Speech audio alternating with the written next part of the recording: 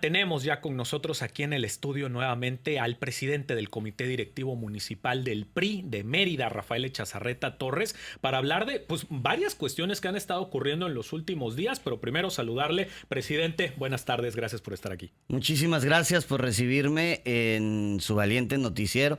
Un saludo al amable auditorio y aquí reincorporándome a las actividades normales y cotidianas, después de estar dedicado esta semana a las actividades, como padre, pero sobre todo ahora como hijo, que derivado de esta detención y persecución política de la que he sido objeto, mi madre sufrió un colapso de salud sumamente fuerte y tuvo que ser sometida a una cirugía de imprevisto y bueno, pues nos toca ahora a nosotros y a mí como hijo cuidarla, protegerla y esto es lo que pasa cuando levantas la voz, cuando pides por los derechos de todas y todos.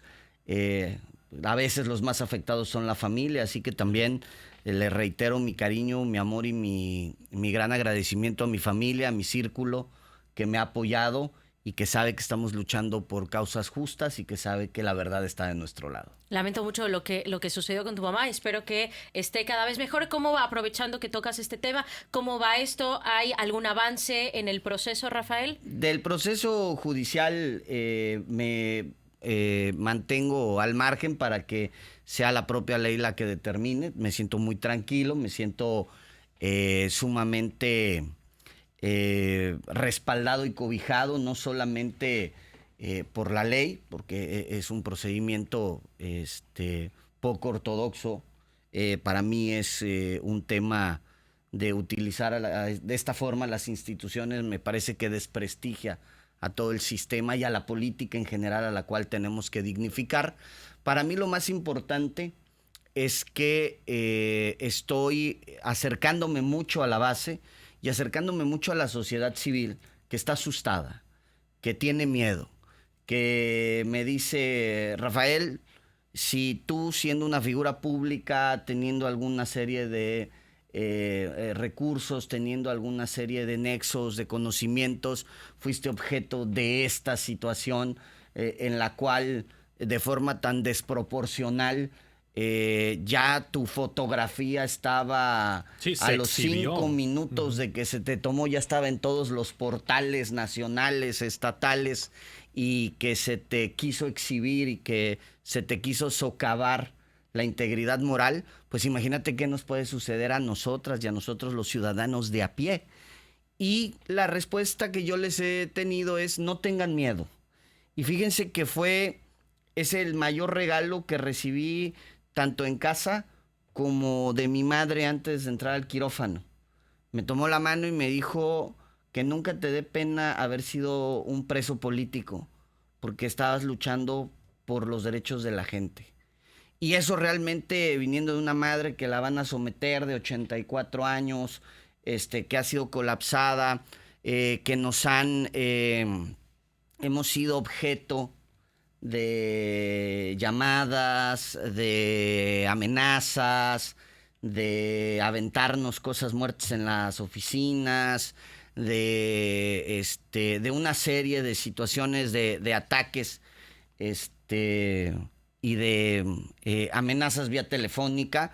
La realidad es que nosotros como familia y como comunidad nos ha fortalecido, porque también hemos recibido muchas llamadas de apoyo, de cariño, hemos recibido el respaldo de maestras, del personal de salud, de mucha gente de la propia Secretaría de Seguridad, que me decían: discúlpeme, yo estoy cumpliendo con mi trabajo, órdenes, sí, claro, son órdenes. Gente que ha caminado con nosotros, tanto del PRI como de Acción Nacional, como de Morena, que se ha solidarizado con nosotros y que nos ha dicho: no podemos llegar a este tipo de situaciones. Así que estoy sumamente orgulloso de mi Mérida, sumamente orgulloso de mi Yucatán, porque nos han abrazado y nos han arropado como familia. En esto que mencionas, que están utilizando a las instituciones para persecución, por ejemplo, tenemos casos, y quiero saber tu opinión, como de esta diputada Diana Karina Barreras, con lo de la famosa diputada dato protegido, que el Tribunal Electoral sentenció a que una persona que hizo señalamientos de desvío de recursos pidiera perdón todos los días durante un mes por medio de redes sociales. Es además la pareja de Sergio Gutiérrez Luna, del morenista. Tenemos también ya una sentencia muy parecida en el estado de Guerrero, donde pues sentenciaron a una persona titular de un medio de comunicación digital a pedirle disculpas todos los días a la alcaldesa de Acapulco, a Avelina. ¿Es parte de esto? Me parece que aquí hay dos temas muy importantes. El primero, yo fui de los principales precursores en legislar a favor de que protegiéramos la integridad de la mujer y que blindáramos a la mujer contra la violencia política de género.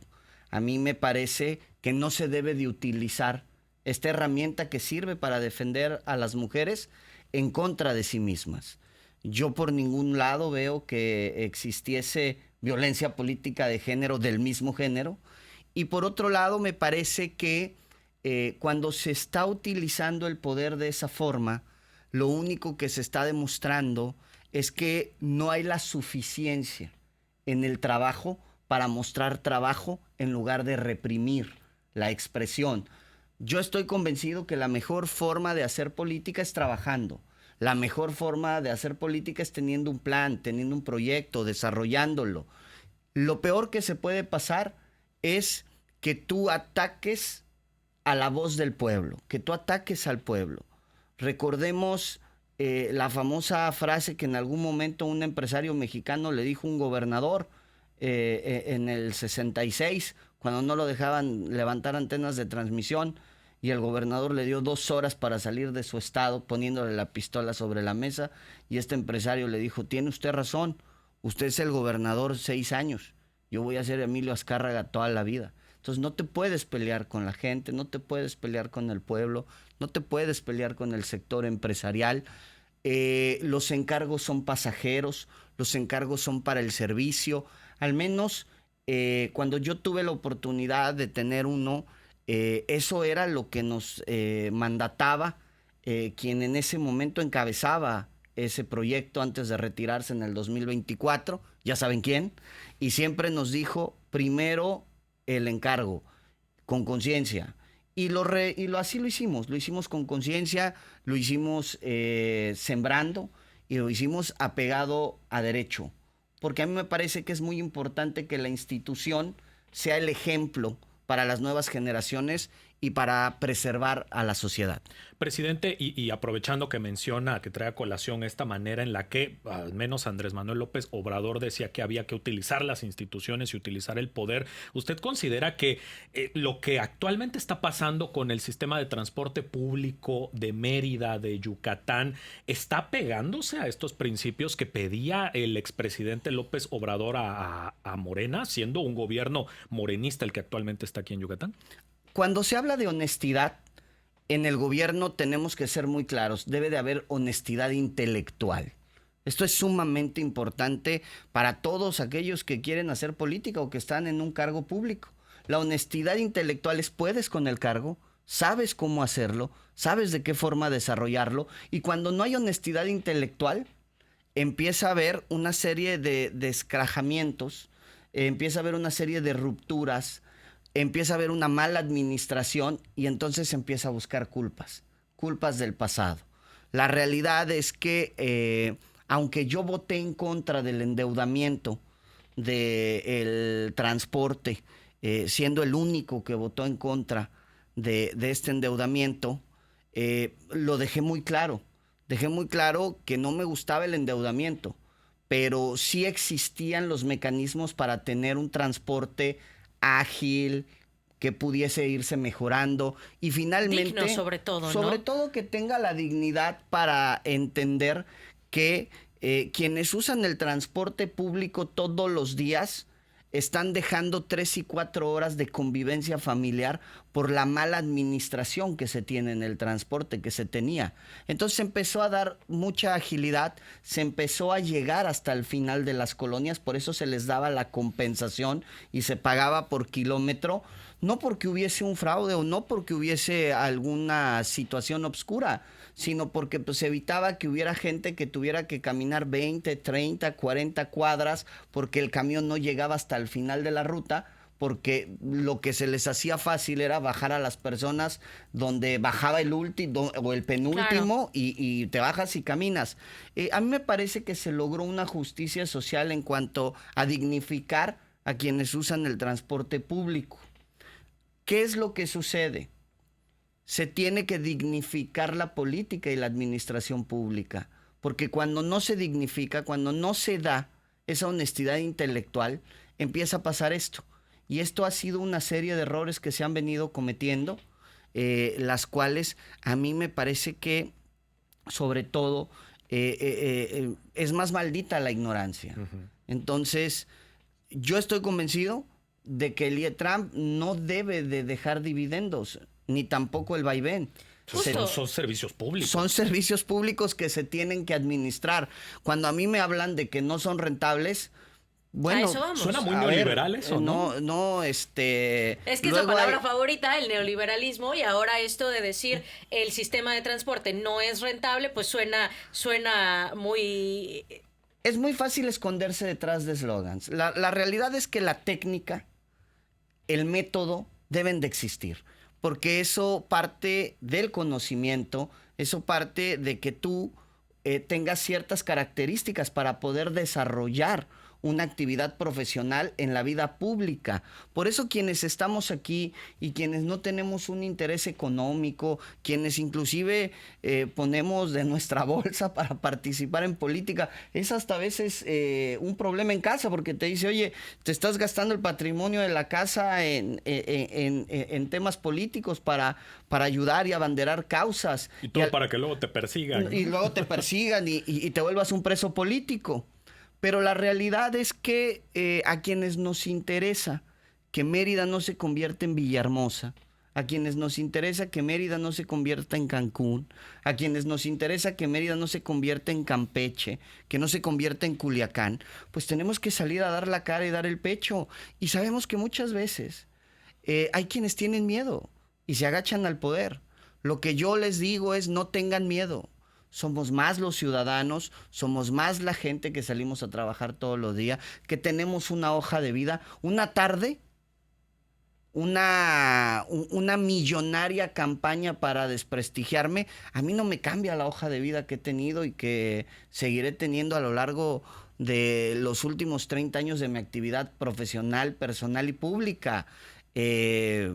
Una tarde de persecución ni nos asusta ni nos amedrenta. Yo, por el contrario, siempre he dicho que, primero, la venganza no es nuestro fuerte, y lo segundo, trabajo mata grilla. Y seguiremos trabajando. Ahorita estamos ya por cerrar unos temas de apoyo a la salud que vamos a tener en el PRI Mérida. Estamos en el lanzamiento de nuestra página web, primerida.com, y seguimos trabajando en el área de desarrollo para la protección de niñas, de niños de escasos recursos. Y ahorita, bueno, lo que más nos importa es ver cómo apoyamos a las y los maestros para que podamos empezar a cambiar la visión que se tiene en cuanto a la educación. Me parece que ese es el mayor reto que debemos de tener y es donde debemos de apostar en el futuro, en la educación. Y bueno, estas cosas políticas, ya sabemos cómo es el juego, tenemos la piel gruesa y bueno, pues esto es un día estás arriba y otro día estás abajo. De acuerdo. Rafael Echazarreta Torres, presidente del Comité Directivo Municipal del PRI, muchísimas gracias por haber venido. Muchísimas gracias por recibirme y les invito a que sigan siendo valientes, a que sigan siendo informativos, a que no nos dejemos intimidar y vamos a salir a las calles como lo hemos estado haciendo en nuestra gran campaña de afiliación. Y bueno, pues si hay alguien que le molesta, pues que nos disculpe.